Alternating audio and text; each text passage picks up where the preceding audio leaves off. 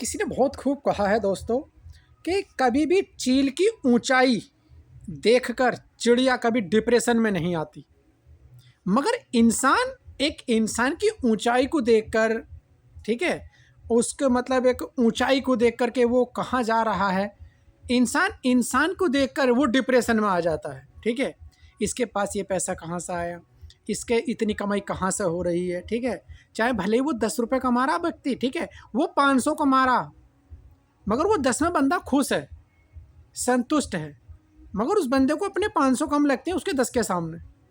वो कहता है यार इसका तो 10-10 में मतलब काफ़ी बड़ा हो जाता होगा कार्य, और ये तो बहुत अच्छा है। तो भाई अपनी नीयत साफ रखो, अपने उल्टे सीधे खर्चे कम करो कि आपके 10 रुपये में ही आपकी भलाई हो जाएगी।